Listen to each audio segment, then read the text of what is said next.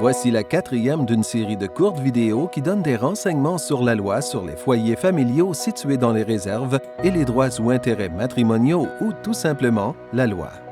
Nous examinerons comment la loi définit les droits d'un époux ou d'un conjoint de fait survivant après le décès de son époux ou conjoint, plus particulièrement en ce qui a trait aux foyers familiaux situés dans une réserve.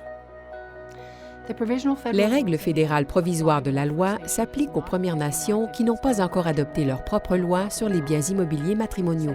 L'article 14 de cette loi prévoit qu'un survivant qui ne détient pas un droit ou un intérêt dans le foyer familial a automatiquement le droit d'occuper celui-ci pour une période minimale de 180 jours après le décès de son époux ou conjoint de fait, qu'il soit ou non membre d'une Première Nation ou indien. Les personnes qui en ont besoin peuvent se prévaloir des règles fédérales provisoires. Cela ne signifie pas qu'un survivant doit faire appel au système judiciaire pour résoudre les questions liées aux biens immobiliers matrimoniaux. Il est possible de parvenir à une entente sur le partage des biens ou sur l'occupation exclusive temporaire du foyer familial. Cependant, en vertu de la loi, un survivant peut demander une résolution en s'adressant au système judiciaire au besoin. L'époux ou le conjoint de fait survivant a également le droit de présenter une demande aux tribunaux en vertu de l'article 21 afin d'obtenir un droit d'occupation exclusive du foyer au-delà de la période de 180 jours, qu'il soit ou non membre d'une Première Nation ou indien. Cette demande peut être présentée même si le foyer familial appartient à une bande ou est un logement locatif. Des conditions peuvent s'appliquer, comme l'exigence de continuer de payer le loyer, de garder la propriété en bon état, etc. Les tribunaux doivent tenir compte des facteurs suivants sans s'y limiter: les intérêts collectifs des membres de la Première Nation, l'intérêt supérieur des enfants à charge, les modalités du testament du défunt, la période de temps pendant laquelle le demandeur a été résident de la réserve, la situation financière du demandeur, l'état de santé du demandeur, les modalités de toute entente entre les époux ou les conjoints de fait, la disponibilité d'autres logements convenables, le point de vue de toute personne qui a reçu une copie de la demande, comme les héritiers ou les bénéficiaires. L'époux ou le conjoint de fait survivant doit transmettre une copie de sa demande au chef et au conseil. Pour protéger les intérêts collectifs de la Première Nation, le chef et le conseil ont le droit de s'adresser aux tribunaux au sujet du contexte culturel, social et juridique qui se rapporte à la demande et d'indiquer s'ils croient que l'ordonnance devrait être rendue ou non.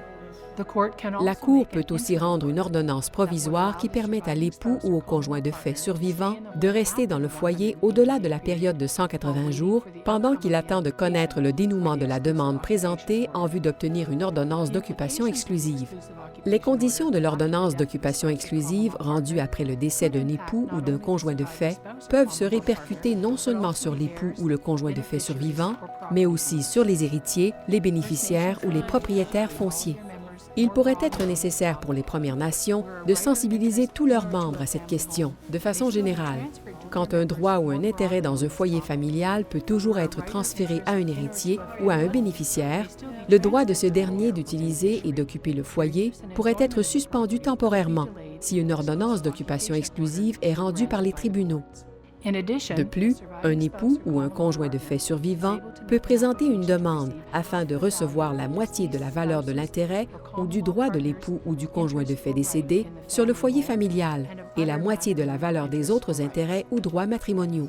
Si la Cour détermine que l'époux ou le conjoint de fait survivant a droit à un certain montant relativement à cet intérêt ou à ce droit, l'époux ou le conjoint ne pourra pas bénéficier du testament du défunt ni invoquer les dispositions de la loi sur les Indiens relativement à ce même intérêt ou droit.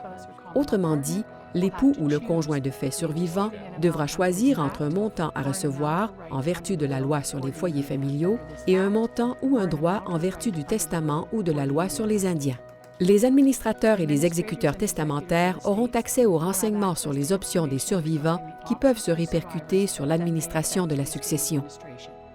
Pour obtenir de plus amples renseignements, veuillez consulter notre site Web à l'adresse cdebim.ca. Cette vidéo est offerte à titre informatif seulement et n'offre pas de conseils juridiques. Il est toujours préférable d'obtenir les conseils juridiques d'un avocat qui connaît la situation particulière de ses clients ainsi que les dispositions de la loi.